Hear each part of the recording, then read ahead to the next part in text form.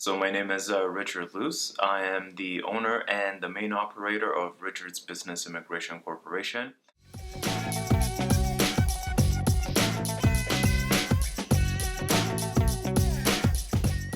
In terms of my roles and responsibilities, things have really changed after becoming self-employed. In addition to the things that I would normally do, which are related to the actual services that I provide, immigration services and doing all the paperwork for that part, all of a sudden now your responsibilities will also change in keeping the corporation alive. So in terms of preparing invoices, making sure that your tax and accounting are in order, getting new clients, business development, of course, and a lot of the other activities that go along with running a corporation that will be superimposed on you if you ever choose to become self-employed like I am.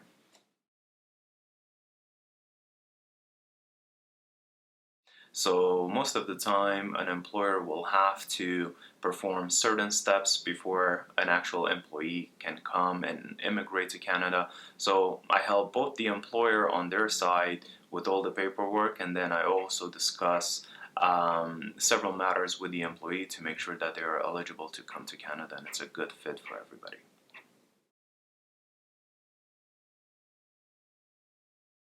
Considering that I'm in the service provision industry, the main challenges for me were when transitioning from being an employee to being self-employed, and it's most of them are related to retaining new clients. So the main challenges are doing the business development in such a way that you can gain the trust and demonstrate value to your potential clients, considering that you are now self-employed and usually a one-man operation or maybe one or two-man. So the single most difficult experience I would say in running my own business would probably be client acquisition.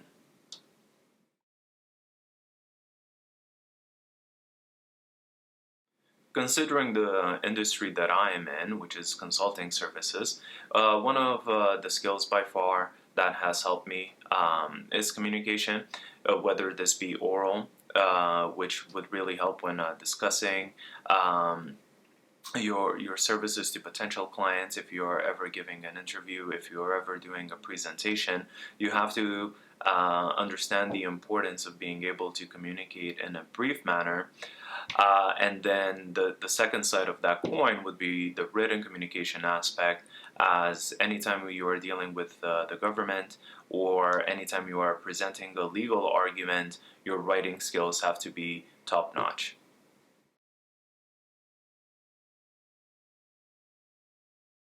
Prior to becoming self-employed, I was the manager of the immigration practice group for a downtown Toronto law firm. And before that, I was an immigration consultant with a global immigration firm. And even before that, I was a border services officer with the Canada Border Services Agency at Pearson Airport.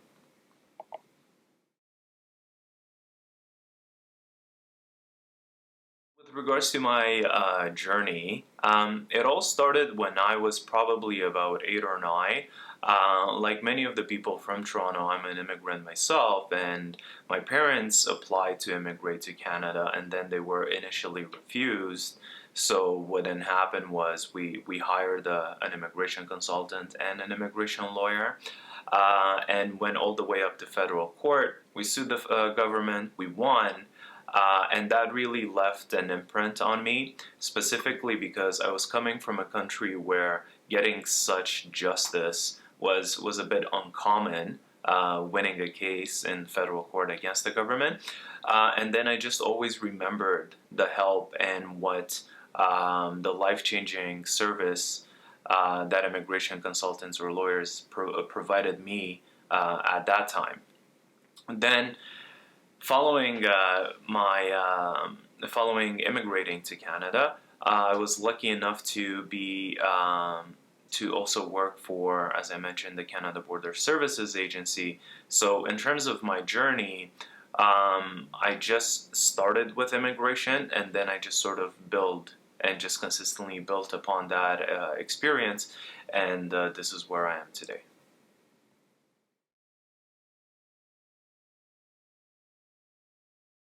So as I mentioned, I'm currently self-employed. So in terms of how my current position compares to all my previous other roles, in one major and significant way is definitely structure, and specifically tied to time management.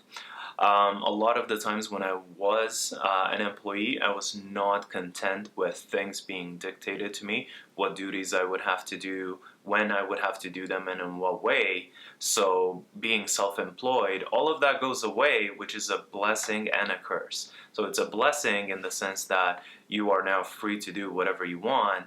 But it's a curse in the sense that if you are really not on top of your either time management or your goals, that structure that was imposed on you, if you don't impose it on yourself now when being self-employed, I would say that's probably by far the biggest difference.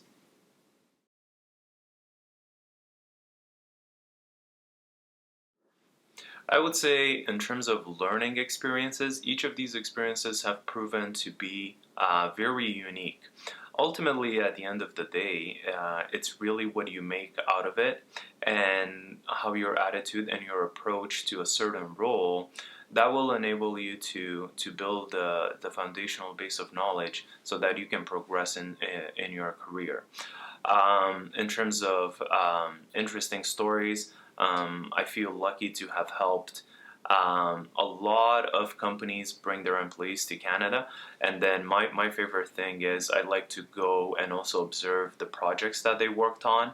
So that way when I'm visiting downtown Toronto, for example, or any other place with my friends or family, and I see an interesting point like a bridge that was built or maybe a new store that was open, I really enjoy having the satisfaction to say, oh, I helped bring those people in. And it's really nice to see a tangible product come to life from a service-based industry.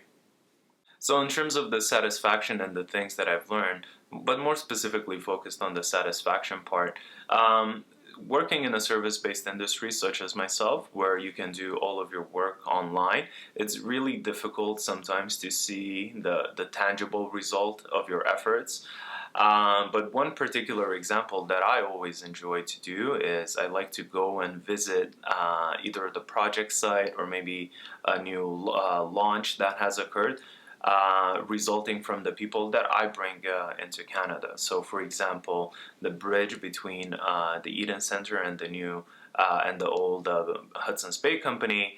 I played a significant part in bringing the workers and that installed the glass casing outside. So it was really nice to see that in some little way I also helped in getting a kick-ass new bridge in downtown Toronto.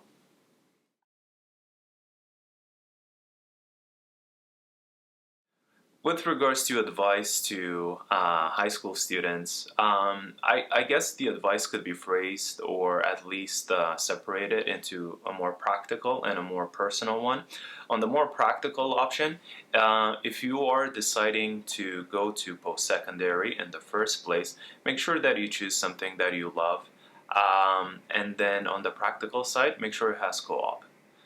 Regardless if you go to university or college or trade school, make sure that there is a component of hands-on experience included with your educational experience as well.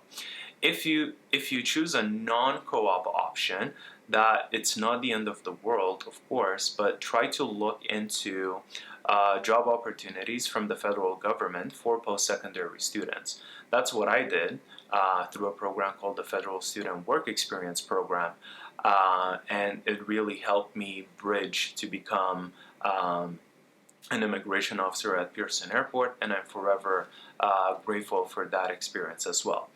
On the personal side, realize that you are still relatively young. You will have 30 plus years in the workforce, so don't rush to get to a point where you think you would just arrive and then just do that forever and ever. And I guess last point would be to truly enjoy your summers. It's by far the thing I miss most from being in high school or in university. I really miss the summers.